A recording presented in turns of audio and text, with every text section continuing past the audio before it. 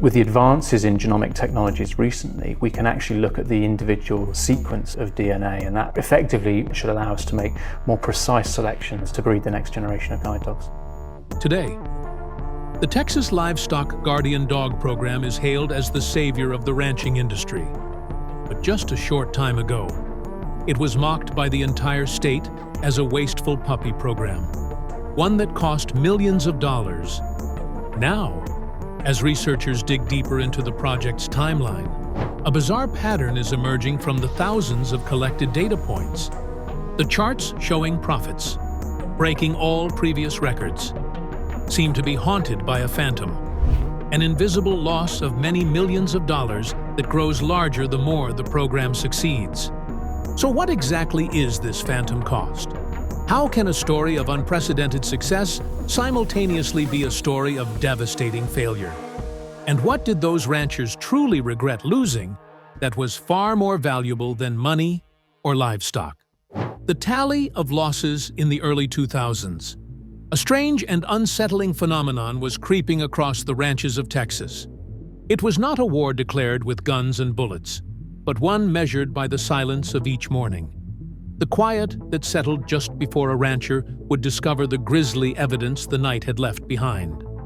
The coyote population was not merely growing, it seemed to be operating with a chillingly coordinated intelligence, transforming peaceful pastures into nightly killing fields.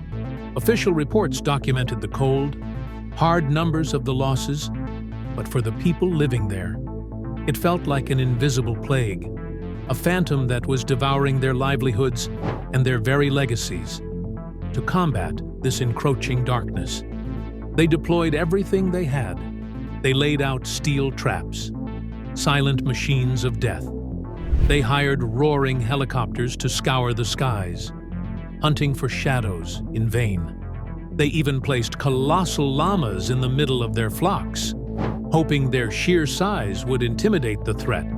But every effort proved strangely futile. It was as if the coyotes could read their minds. They masterfully avoided the traps and vanished without a trace at the sound of an engine, only to reappear the moment the danger had passed. The ranchers were caught in a baffling paradox. The more money they spent, and the more sophisticated their weapons became, the more animals they seemed to lose. Their finances were being bled dry. But the true horror came from the dawning realization that they were not just fighting a predator. They were fighting an intelligence they could not comprehend, and it was winning. The question was no longer simply how to stop the losses, but what unseen law of nature had they unknowingly broken to unleash this curse upon themselves? The laughter at the abyss into this vortex of despair. An idea emerged from the sterile hallways of Texas A&M University, a proposal so alien to the world of the ranchers that it was met not with cautious consideration, but with a wave of outright derision. The solution offered was not a more advanced trap, a deadlier poison, or a faster helicopter. It was puppies. The proposal was to invest millions of dollars in raising and training Fluffy, white Great Pyrenees dogs to live among the livestock, a concept that struck the hardened ranchers as the ultimate absurdity. The laughter started as a low murmur in community halls and feed stores. Then it erupted into a public spectacle, echoing through newspaper columns and across the newly emerging landscape of social media. The ridicule was sharp and relentless. These were not seen as working animals, but as million-dollar mutts and fancy farm pets, a frivolous indulgence for a crisis that demanded a brutal response. This was the laughter of seasoned, weathered men who had spent 40 years reading the land and tracking predators. At the sheer audacity of academics, who they believed understood nothing of their world. They weren't just rejecting a program. They were defending their own hard-won expertise, their very identity, against a solution that felt like an insult to their experience. The idea that a soft-eyed dog could succeed where their grit, steel, and gunpowder had failed was not just improbable, it was offensive. Herein lies the central mystery of their reaction. These were practical men on the brink of financial ruin. Watching their family legacies crumble with each sunrise, by all logic, they should have been desperate enough to try anything. Yet, they scoffed at a potential lifeline, preferring to place their faith in failing, expensive machinery over a living, breathing animal. This wasn't a rejection based on finances or logic alone. It was a defense of something much deeper, an instinctual dismissal of an idea that seemed to threaten the very core of who they were. What was it about this ancient, natural solution that triggered such a modern, visceral rejection? The forgotten wisdom. The most ironic part of the laughter echoing across Texas was that it was aimed at a solution far older and more battle-tested than any helicopter or steel trap. The Livestock Guardian Dog was not some new, experimental concept dreamed up in a university laboratory. It was a living, breathing technology that had been perfected over thousands of years on the harsh landscapes of Europe and Asia. A biological weapon sculpted by millennia of co-evolution with predators. The ranchers were mocking an ancient art, one whose secrets were written not in books, but in the very DNA of these remarkable animals. This is where the science becomes fascinating, because the dogs do not operate like a simple weapon. They function like an intelligent, multi-layered defense system. They do not win by mindlessly chasing and killing every threat. Instead, they wage a sophisticated psychological war. First, they create an invisible fence woven from scent, a territorial boundary that speaks a primal language all canines understand. This scent signature is a clear message to any approaching coyote. This land is claimed, turn back. For most predators, this silent warning is enough. The risk of confrontation is simply not worth the reward. If a more brazen predator challenges this invisible border, the dogs escalate to the next phase, a war of nerves. They unleash a campaign of disruption, a cacophony of intimidating barks, aggressive posturing, and strategic positioning between the flock and the threat. Their goal is not to kill, but to make the hunt so stressful, so noisy, and so energetically expensive that the coyote abandons the attempt and seeks an easier meal elsewhere. Only as a final resort will they engage in direct, physical confrontation. What the researchers were rediscovering was not a method of extermination, but a method of creating a bubble of absolute safety, a zone that predators instinctively learned to avoid. All of this knowledge was readily available, a historical record of success stretching back through the ages. So why, in modern Texas, was this proven? Ancient wisdom dismissed as a radical and insane fantasy? The first crack in the wall of skepticism. The place where this ancient theory would collide with modern disbelief was a ranch that had become a symbol of the ranchers' losing war, the Martin Research Ranch. It was here, on this very land that had seen its lamb survival rate plummet to a catastrophic 20%, that the first of the so-called million-dollar puppies were introduced. The skeptics watched with knowing smirks. The first year yielded only modest, almost negligible, improvements in the survival rates. The quiet whispers began to circulate, the knowing nods that confirmed their initial judgment. See? It doesn't work. It seemed as though the grand experiment was destined to become another footnote in a long history of failed attempts. But the ranchers, in their haste to judge, had overlooked a crucial piece of information, a detail the scientists had repeated from the very beginning. This was not a machine that could be switched on. It was a living guardian that needed to grow, learn, and mature. Livestock guardian dogs do not reach their full protective potential until they are nearly 2 years old. The young dogs at the Martin Ranch were not failing. They were apprentices, silently learning the ancient rhythms of their duty, mapping their territory, and developing the instincts hardwired into their genes over thousands of years. They were growing into their power. And then, in the second and third years of the program, something extraordinary began to happen. The numbers didn't just improve, they seemed to defy logic. The lamb survival rate climbed past 50%, then 80%. Then it broke the 100% barrier, meaning that, thanks to twins, more lambs were surviving than there were mother ewes, on the exact same pastures, under the threat of the exact same coyote population. The horrifying losses had been utterly and completely reversed. This was no longer a statistic. It was a phenomenon. It was an undeniable, irrefutable fact unfolding in plain sight. A result so powerful it sent the first, deep crack through the seemingly impenetrable wall of skepticism. But would a single crack be enough to bring the whole wall down? Or would the doubters simply find another reason to disbelieve what was happening right before their eyes? The invoice for hesitation. As the astonishing numbers from the Martin Ranch began to circulate, the conversation in Texas started to shift. The narrative was no longer about the upfront cost of $1,000 for a single dog. Instead, it became a story about the tens of thousands of dollars in profit being saved, year after year, by the ranches that had been bold enough to try. The economic analysis was brutal in its simplicity. For a dog to pay for itself over its working life, it only needed to save about 5 lambs from predators.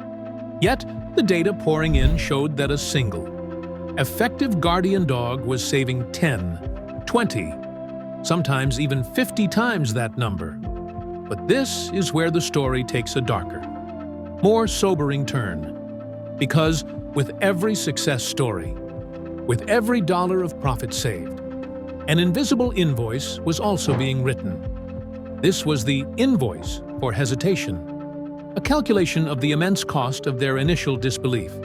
One can perform a conservative calculation. If just 100 ranches delayed adopting this program for 5 years, and each of those ranches lost an average of $10,000 a year to predators, a common figure at the time, the collective avoidable loss due to their skepticism amounts to a staggering $5 million.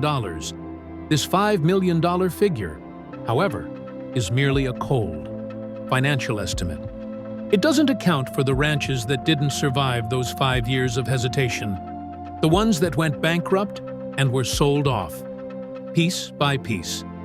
It doesn't account for the generational legacies that ended, the families that were forced to walk away from the only life they had ever known. The financial success of the program, once celebrated as a victory, now began to cast a long, dark shadow. It had unintentionally become a precise, unforgiving metric of the catastrophic waste of the past. Money, perhaps, could be earned back. But what about the years, the livelihoods, and the dreams that were lost forever in that period of doubt? The answer to every fear, the rancher's skepticism, while appearing emotional on the surface, was rooted in a series of deeply practical, logical fears. Fears born from a lifetime of experience on an unforgiving land. They worried about very specific failures, that a dog would not respect property lines, inviting conflict with neighbors, that a breed built for snowy mountains would perish under the brutal Texas sun, and perhaps the most terrifying fear of all, that a 150-pound guardian might one day turn on the very flock it was meant to protect. These were not the objections of stubborn men, but the calculated risk assessments of businessmen for whom a single mistake could mean ruin. What they did not yet realize was that the scientists at Texas A&M had not just heard these fears. They had treated each one as a distinct scientific problem in need of an elegant, data-driven solution. The problem of roaming was the first to be placed under the microscope. Ranchers envisioned their expensive dogs wandering onto highways or being shot by a neighbor for trespassing. In response, the research team deployed a technology that was, at the time, revolutionary for this kind of application: GPS tracking collars. In a quiet lab in San Angelo, scientists could watch the movements of dozens of dogs in real time, their positions appearing as pulsing dots on a digital map of the vast Texas rangelands. The data that flowed back was astonishing. The dogs were not wandering aimlessly at all. They were executing complex, sophisticated patrol patterns, covering hundreds of acres a day in systematic sweeps. They spent more time in vulnerable areas, like lambing grounds, and they instinctively established and defended the boundaries of their pastures. The GPS data transformed the perception of the dogs from potential liabilities into autonomous, intelligent security systems. Armed with this knowledge, the team developed specific boundary training protocols and even designed specialized feeding stations that psychologically anchored the dogs to their flocks, effectively solving the problem of roaming before it could even begin. Next was the environmental challenge. A Great Pyrenees, with its magnificent thick white coat, seems like a creature born of snow and ice, a stark contrast to a land that regularly endures temperatures exceeding 100 degrees Fahrenheit. The ranchers rightly questioned if the dogs could even survive, let alone work effectively. In such punishing heat, the scientific team approached this not with assumptions, but with rigorous environmental and physiological studies. They meticulously researched the optimal design and placement of shade structures. They experimented with different feeding schedules, discovering that shifting the main meal to the cooler evening hours significantly improved the dog's energy and well-being. They monitored the dog's hydration and core temperatures, building a complete database on how to manage these alpine breeds in a subtropical climate. They proved that, with thoughtful, science-based management, the dogs could not just survive, but thrive. The program wasn't just giving ranchers a dog, it was giving them a complete, customized operational manual for that specific animal in their specific environment. The final, most primal fear was that of the Guardian turning against its charges. The solution to this was not found in training collars or shade structures, but in the deep, mysterious science of animal psychology. The researchers focused on a critical developmental window, the period between 4 and 16 weeks of a puppy's life when its social bonds are permanently forged. The puppies were not simply placed in a field with sheep. They were born and raised in carefully controlled bonding pens, where from the moment they could see and smell, their entire world was the flock. They learned the scent of sheep as the scent of family. They learned the sounds of the flock as the sounds of their own pack. This process, a meticulous blend of animal husbandry and behavioral science, did not train the dogs to be sheep. It imprinted upon their very souls the undeniable instinct that the flock was their family to be protected at all costs.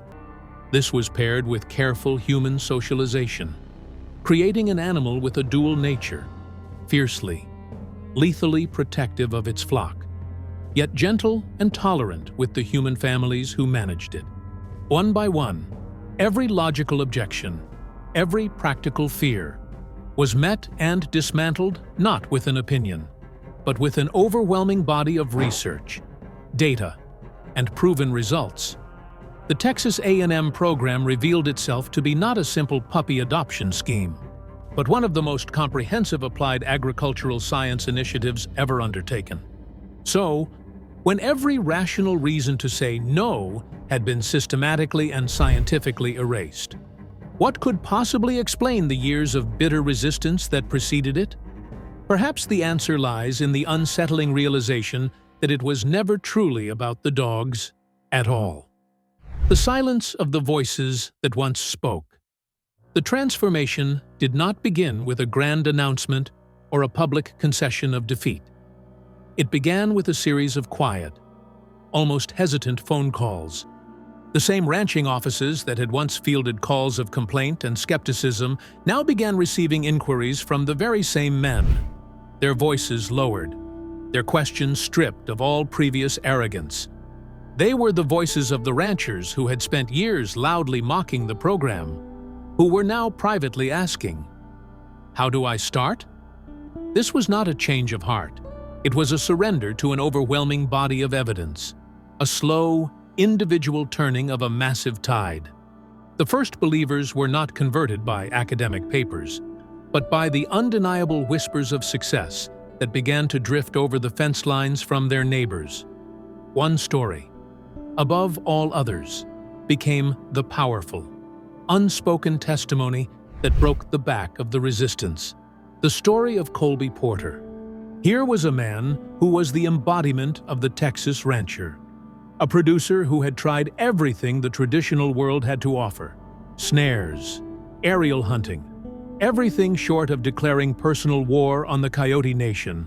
His operation was not just struggling, it was circling the financial drain, losing nearly one mature ewe every single day. When he finally, in a last act of desperation, brought the guardian dogs onto his land, the change was not gradual. It was immediate. It was absolute.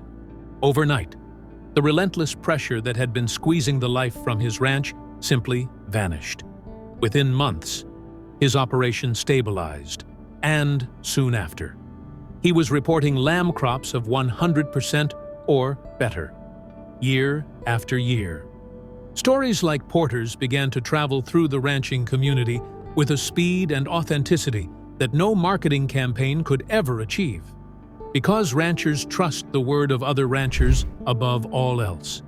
When a hardened, respected producer who was once a known skeptic becomes a fervent advocate, people do not just listen, they act. The media narrative, once so eager to frame the story as government folly, began to pivot, now featuring Porter and others like him as pioneers of a new way of thinking. The financial analysts who had questioned the investment now reviewed the undeniable return and quietly admitted their models had been wrong. Even social media, the former breeding ground for jokes about million-dollar mutts, began to fill with heartwarming videos of massive white dogs gently nudging newborn lambs. The very same industry conferences that had once featured jokes about the program were now inviting the Texas A&M researchers to be their keynote speakers. This was not a triumphant victory parade. It was a slow, somber reconciliation with the truth. The most telling change was not in what was being said, but in what was no longer being said. The jokes stopped. The mockery faded. The loud voices of skepticism fell silent. And in that silence, which was far more resounding than all the laughter that came before it, lay the immense, unspoken weight of their regret. The lesson that crossed borders. While Texas was still in the slow, arduous process of coming to terms with its own skepticism, the story of the Guardian Dog program began to leak across its borders, traveling not as a piece of local news, but as a groundbreaking scientific case study. Agricultural communities in other states, facing their own unique predator crises, began to take notice. In California, where ranchers were grappling with similar coyote pressures, but under even stricter environmental regulations that heavily restricted lethal control, the Texas model was seen not just as an innovation, but as a potential lifeline. The University of California system launched its own research initiatives, using the Texas A&M data as a foundational blueprint to study the program's effectiveness in their own diverse terrains. The program's influence then spread to the vast, rugged landscapes of the American West, where the reintroduction of the gray wolf had created a new and far more formidable challenge. Unlike coyotes, wolves hunt in large, coordinated packs and can bring down fully grown cattle, posing an existential threat to many ranching operations.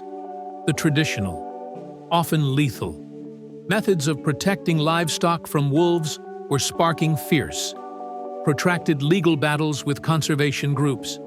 The Texas Guardian Dogs offered a desperately needed middle ground.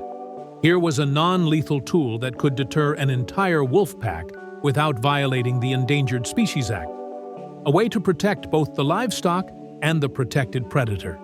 The Texas model was providing a blueprint for coexistence in a rapidly changing ecological landscape. The most astonishing chapter of this story, however, unfolded thousands of miles away, on entirely different continents.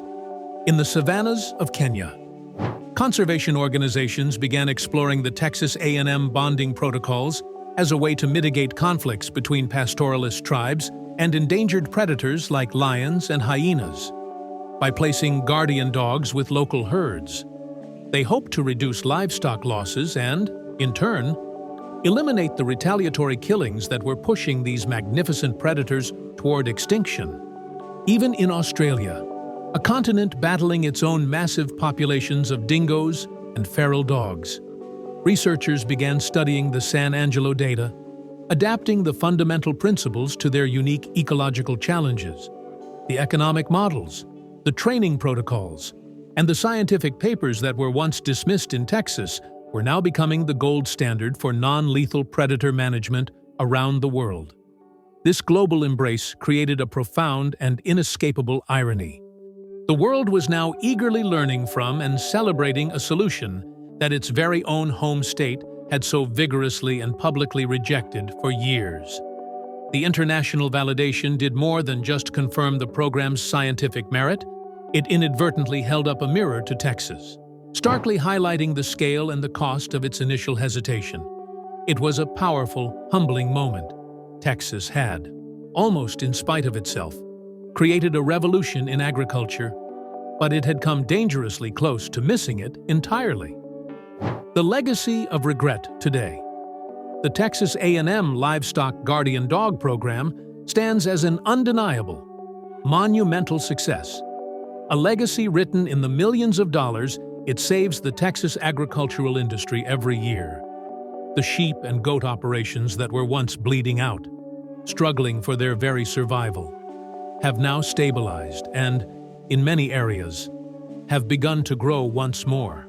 This is the official story, the one told in academic journals and celebratory press releases, but the answer to our central question, the true legacy of this story, is not found in these financial figures.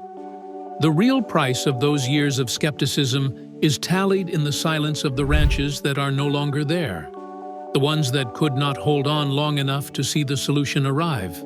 It is measured in the stories of the families who had to walk away from lands their ancestors had worked for a century, their legacies ending not because of a predator, but because of a collective refusal to embrace a new idea. The regret felt by the ranching community is not just about the money lost. It is the haunting knowledge of the economic and emotional devastation that was, in hindsight, entirely preventable.